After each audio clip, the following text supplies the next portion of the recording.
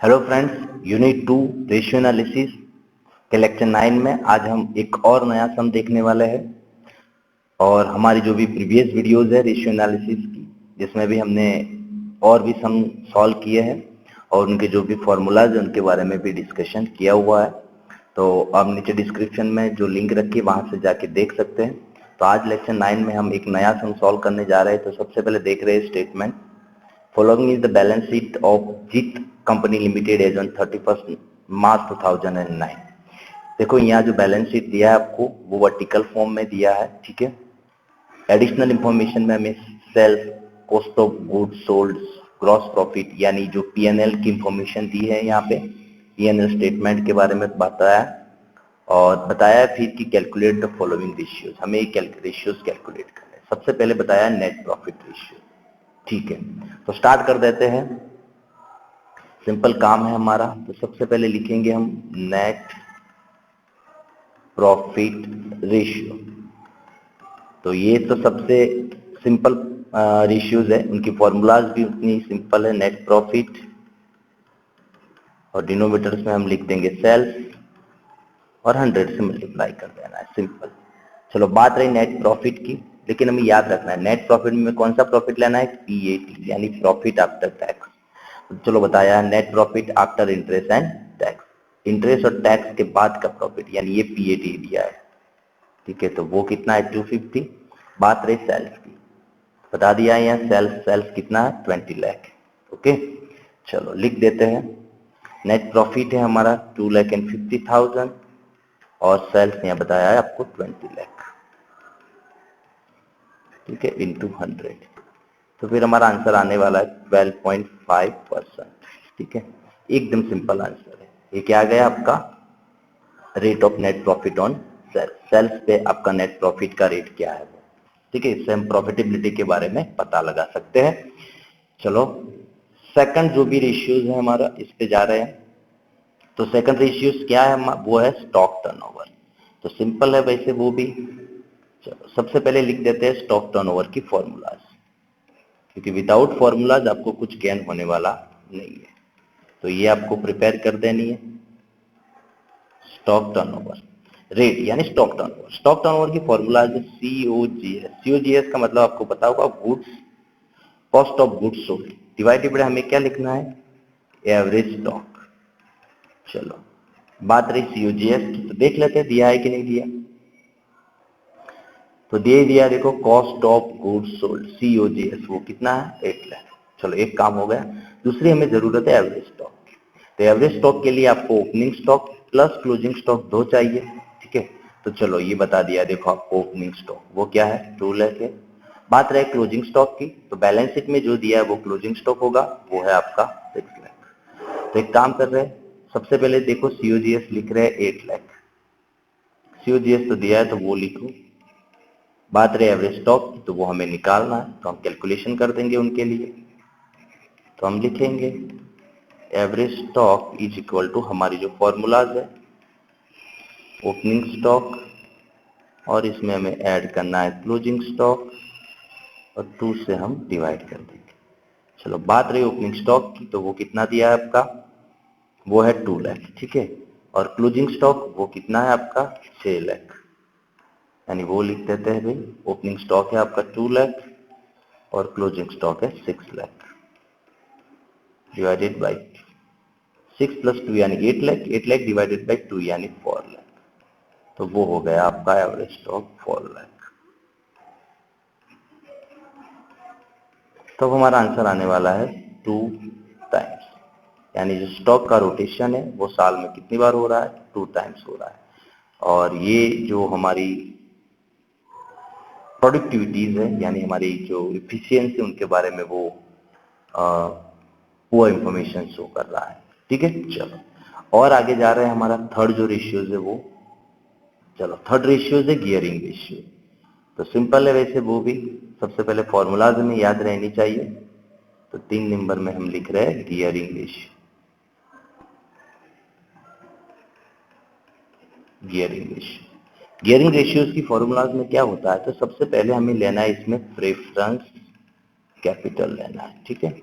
चलो इसमें और एक चीज ऐड करनी है, डिबेंचर, और इसमें और एक चीज आ रही है लॉन्ग टर्म लोन अगर है तो, डिवाइडेड बाय हम लिख रहे हैं इसमें इक्विटी शेयर कैपिटल, ठीक है, और 100 से मल्टीप्लाई कर सकते हैं। चलो, तो ये क्या शो कर रहा है, तो गियरिंग रेशियोज का मतलब होता है कि ऐसी कौन सी लिएबिलिटीज है आपके पास, ऐसे कौन सी डेब्ट है, कौन सी कैपिटल है जिसमें आपको फिक्स इंटरेस्ट या डिविडेंड पे करना है। ऐसी कौन सी सिक्योरिटीज है आपके पास, यानी कैपिटल है, या से कोई फंड है, या फिर लिएबिलिटीज है जिसपे आपको क्या करना है, फिक्स रेट से या इंटरेस्ट पे करना है या फिर डिविडेंड पे करना है, ठीक है। ये दोनों चीज आपको लेनी है। तो देखो, प्रेफरेंस कैपिटल जिसमें जो रेट ऑफ डिविडेंड होता है वो फिक्स रहता है, डिबेंचर जिसमें जो रेट ऑफ इंटरेस्ट होता है वो फिक्स रहता है। तो ये दोनों कैपिटल इक्विटी शेयर कैपिटल की कंपेयर में उनका रेशियोज क्या है वो हमें शो करने के लिए हम फाइंड करते हैं गियरिंग रेशियोज, ठीक है। तो जो ऑनर्स कैपिटल है इक्विटी शेयर कैपिटल, उनकी कंपेयर में जिसपे हमें फिक्स डिविडेंड या इंटरेस्ट पे करना है, ऐसी जो लिएबिलिटीज या कैपिटल है तो उनका रेशियोज क्या है वो पता करने के लिए हम गियरिंग रेशियोज निकालते हैं, ठीक है। चलो, तो हम देख लेते हैं प्रेफरेंस कैपिटल, डिबेंचर और इक्विटी शेयर कैपिटल कितनी है। चलो, सबसे पहले इक्विटी शेयर कैपिटल है 25 लाख, याद रखना है हमें। प्रेफरेंस कैपिटल है 5 लाख और डिबेंचर कितना है 10 लाख। ओके, चलो हो गया। तो हम लिख रहे हैं भाई, सबसे पहले प्रेफरेंस कैपिटल जो 5 लाख है, डिबेंचर जो 10 लाख है, और बात रही प्रेफरेंस शेयर कैपिटल की तो वो कितनी है 25 लाख, ठीक है, इंटू 100। तो इसी तरह है, तो क्या होगा 5 प्लस 10 यानी 15 lakh, 15 lakh divided by 25 lakh into 100, तो क्या हो गया 60%। यानी जो हमारी जिसपे हमें फिक्स इंटरेस्ट या डिविडेंड पे करना है, जो वो कैपिटल है या फिर लिएबिलिटीज है, उनका रेशियोज कितना है compare to equity share capital 60% है, ठीक है। तो ये रेशियो जितना कम आए उतनी अच्छी चीज है, ठीक है। चलो, उसके बाद हम देख रहे हैं हमारा फोर्थ रेशियो। फोर्थ रेशियोज क्या है, ऑपरेटिंग रेशियोज है, तो वो देख रहे हैं फोर्थ नंबर में ऑपरेटिंग रेशियो। देखो, तो फॉर्मूलाज तो याद रहनी चाहिए, फॉर्मूलाज है इसमें COGS plus operating expenses divided by sales multiply by 100। बात रही सीओजीएस की तो वो तो दे दिया आपको, इसमें कोई बड़ी दिक्कत नहीं है। वो कितना है सीओजीएस आपका 8 लाख, ठीक है। चलो, ये लिख लो 8 लाख। इसके बाद बताऊं मैं सेल्स, तो सेल्स भी दिया आपको, इसमें भी कुछ इतनी डिफिकल्टीज नहीं है। सेल्स कितना दिया आपको 20, चलो वो भी लिख दो 100। अब आपको बात करनी है ऑपरेटिंग एक्सपेंस की, तो वो आपके पास नहीं। तो हम क्या करेंगे, इसके लिए कैलकुलेशन करेंगे ऑपरेटिंग एक्सपेंस के लिए। ऑपरेटिंग एक्सपेंसेस, तो ऑपरेटिंग एक्सपेंस निकालने के लिए हम क्या कर सकते हैं, तो सिंपल सी चीज है। ऑपरेटिंग एक्सपेंस में हमें क्या लेना होता है, इसमें 3 एक्सपेंस आ जाता है। ऑपरेटिंग एक्सपेंस में कौन सा एक्सपेंस आता है, तो हम इसमें 3 एक्सपेंसेस जो है वो ले लेते हैं। वो है आपका एडमिनिस्ट्रेशन एक्सपेंसेस, दूसरा होता है सेल्स एंड डिस्ट्रीब्यूशन एक्सपेंसेस, और तीसरा होता है इसमें फिनेंशियल एक्सपेंसेस, ठीक है। ये आपको लेना है। चलो, ऐसे कोई इंफॉर्मेशन आपको दी है यहाँ पे, तो ऐसा तो कुछ दिया नहीं है। ग्रॉस प्रॉफिट दिया है, net profit before interest tax दिया है, इंटरेस्ट ऑन डिबेंचर दिया है, प्रोविजन फॉर टैक्सेशन दिया है। यानी यहाँ हमें कोई sales expense, administration and office expense ऐसी कोई इंफॉर्मेशन नहीं, ठीक है। तो उनका मतलब ये हुआ कि हमें कोई और तरीके से फाइंड करना है। कोई दिक्कत नहीं है, तो हम क्या करेंगे, देखो इसके लिए आपको स्टेटमेंट समझना है। सबसे पहले मैं बात करूँ कि सेल्स में से हम सीओजीएस माइनस करते हैं तो हमें क्या मिलता है, ग्रॉस प्रॉफिट मिलता है, ठीक है। चलो, ग्रॉस प्रॉफिट में से हम क्या करते हैं, ये सारे ऑपरेटिंग एक्सपेंस माइनस करते हैं। क्या करते हैं, ऑपरेटिंग एक्सपेंस माइनस करते हैं। ऑपरेटिंग एक्सपेंस माइनस करते हैं वो भी कैसे, तो कि इंक्लूडिंग फिनेंशियल एक्सपेंसेस। तो जो हमारा प्रॉफिट आ रहा है वो प्रॉफिट हमें क्या मिलेगा, प्रॉफिट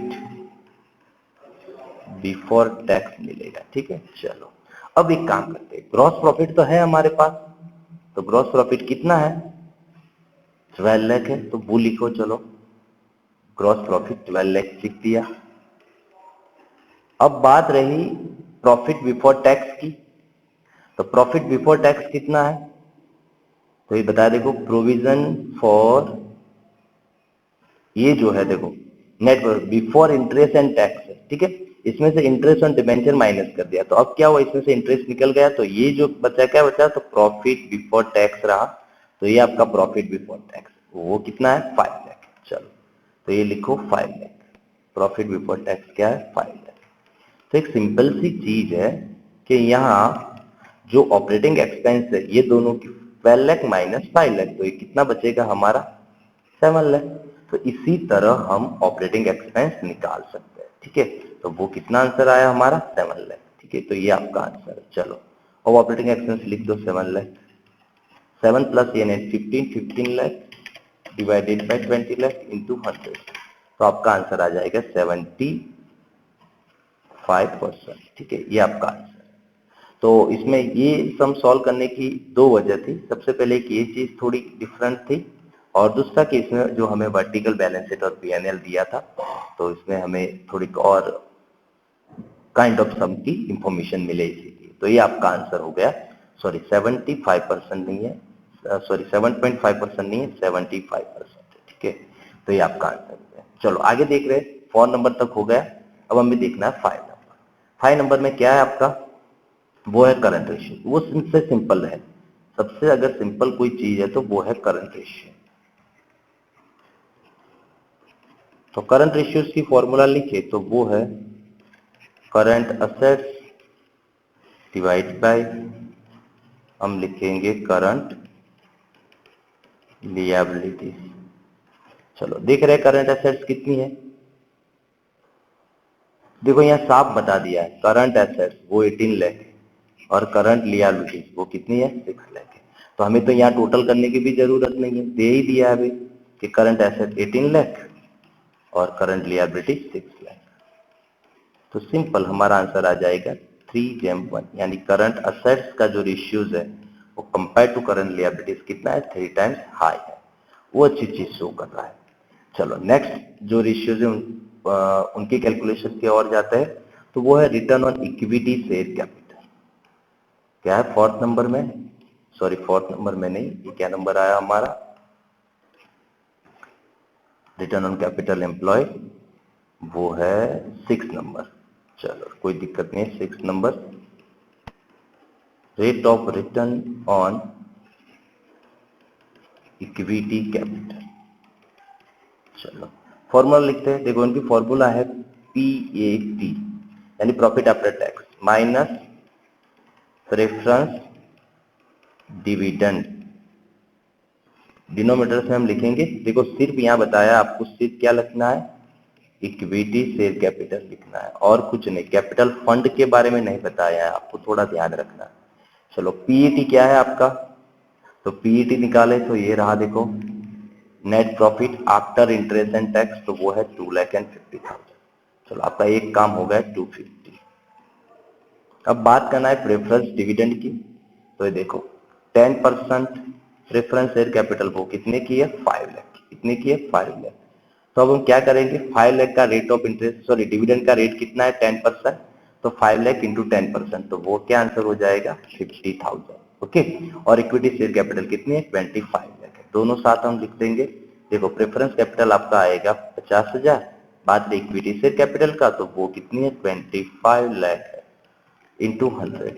चलो अब क्या होगा, 250 माइनस 50 यानी 2 lakh divided by 25 lakh into 100, तो आपका आंसर आ रहा है 8%, यानी जो इक्विटी शेयर कैपिटल है उस पे रेट ऑफ रिटर्न कितना है, 8%।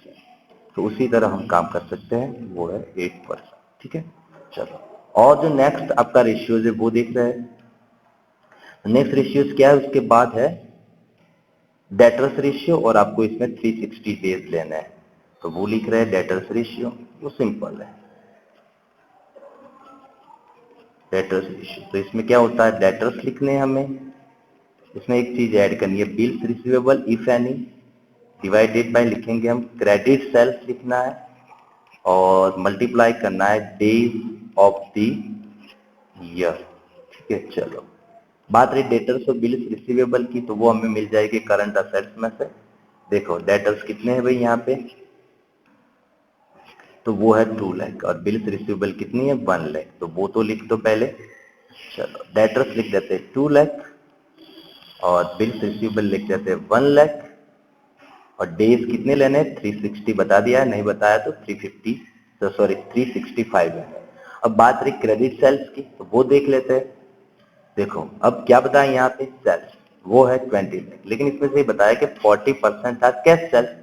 देखो अगर कैश सेल्स 40% है तो क्रेडिट कितना होगा 60%, तो 20 लाख इंटू 60%, तो आपका आंसर हो जाएगा 12 लाख। इनकी कोई हमें वर्किंग नोट की जरूरत नहीं है, सिंपल सी क्रेडिट सेल्स कितना है 60% है, तो 12 लाख का 60% करेंगे तो आंसर आ जाएगा 12। अब देखो 3 lakh divided by 12 lakh into 360, तो आपका आंसर आ रहा है 90 डेज। तो 90 डेज क्या शो कर रहा है कि आपका जो कलेक्शन है क्रेडिट सेल्स का वो कितने दिन में होता है 90 डेज में। आप जो क्रेडिट सेल्स करते हैं तो उनके 90 डेज के बाद आपको आपका पेमेंट मिलता है। तो ये शो कर रहा है आपकी ये शो कर रहा है आपका क्रेडिट रेशियोज के बारे में, ठीक है, आपकी कलेक्शन पॉलिसीज के बारे में। तो इसी तरह आपको कोई भी सम सॉल्व कर सकते हैं। इसमें सबसे इंपॉर्टेंट चीज वो है कि आपको क्या होना चाहिए, तो जो फॉर्मूलाज है वो याद होनी चाहिए, और इसमें हम जो भी डिटेल्स ले रहे हैं वो डिटेल्स के बारे में आपको थोड़ा मैथमेटिकली भी कैलकुलेशन आनी चाहिए, और उनका मैकेनिज्म भी आपको पता होना चाहिए, और कॉन्सेप्चुअल भी आपको पता होना चाहिए। ठीक है, तो इसी तरह हम और भी सम सॉल्व करने वाले, लेकिन आज के लिए बस उतना ही। Thank you.